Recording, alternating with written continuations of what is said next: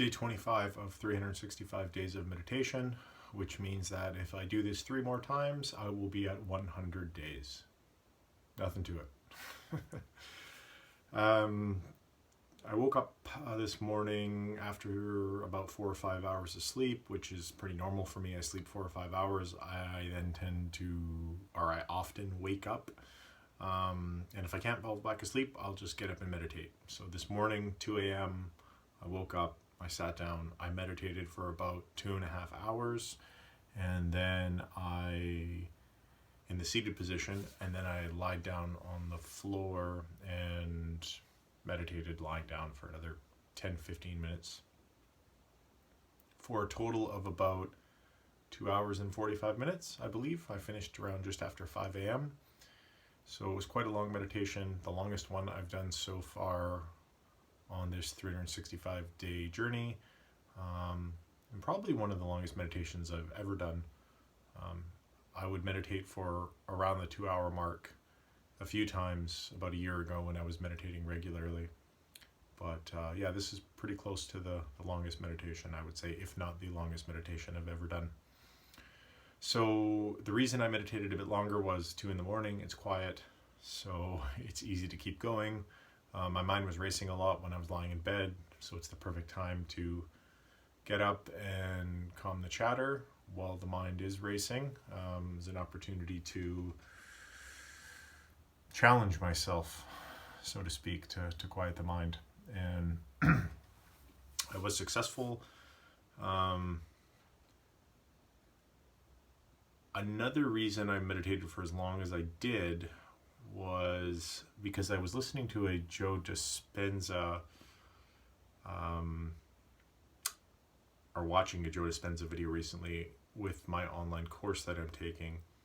And in that video, he talked about how usually around 4 a.m., he says, the body lights up at times in meditation, or it lights up the most intensely, like you're being plugged into a wall socket. The nervous system just lights up. And I have been experiencing that in meditation, as I mentioned in previous videos. And what Joe says is that if you're able to just relax into that state when the body lights up and not analyze it or even really notice it, or not ask a question about it or wonder or pull yourself out of the meditation in any way, basically just sit there with the feeling of the body lighting up and just allow it to happen. That's sort of the process. And if you do anything other than that, if you focus on a pain in your body or shift the body or focus on your breathing or do anything like that, you'll immediately get pulled out of it. That's been my experience. You just snap right out of it. It kind of fades away. And then you got to like calm down and sort of concentrate on nothing. That's the only way I know how to explain it. Concentrate on nothing and you get this feeling of lighting up. Anyway, the reason I was trying this and to go deeper, and I was able to get deeper and deeper into it, was that apparently if you go deep enough, you will experience sort of a transcendental state. You can even experience what Joe Dispenza would call sort of a mystical experience, sometimes sort of like a detached feeling from the body, is the way he describes it. So I thought it'd be interesting to try and see if I can get to that level, but no success with it today. We'll see what happens if I continue on this meditation journey, if I'm able to achieve it or not. But interestingly enough, he did mention that the reason, and I know I've mentioned this before myself, that it seems easier to do it early in the morning, around, before the hours of 4 a.m. And he mentions that 4 a.m. is kind of the magic mark for most people because that is when the presence of a certain neurotransmitter is at its highest state, or most abundant state, I guess, or is most abundant. I'm not sure what the neurotransmitter was. He didn't mention it in the video. Maybe he'll mention it in a future one. Maybe I'll do some digging and see what it is that he's referencing. But so it makes sense to me from a the perspective of the body lighting up always seems to happen for me in the early morning. So yeah, I'll keep trying that if I get up early and see what happens. Beyond that, on the mental health side of things, I just wanted to mention that, if you told me 6 months ago I would be doing this video log or a 365-day meditation challenge, I wouldn't have believed you. If you brought it up, 3-4 years ago before I ever meditated, I would have told you you're insane, because I never thought I would meditate. I never thought I'd really look into any of this work around mental health, but here I am. And a big part of the early process for me, in sort of working through my own mental health challenges, was just learning about mental health, learning about depression, learning about anxiety, learning about obsessive compulsive disorder to some extent. And there are a few individuals who have a lot of YouTube content or on a lot of podcasts. Some of them have their own podcasts, some of them write books. And I really think there's some great thought leaders in the mental health space. So if you're interested in maybe learning a little bit more about what you're going through, maybe some things that can help you, etc., or things that have helped other people, you may want to check some of these people out. In no particular order, there's Dr. Nicole LePera.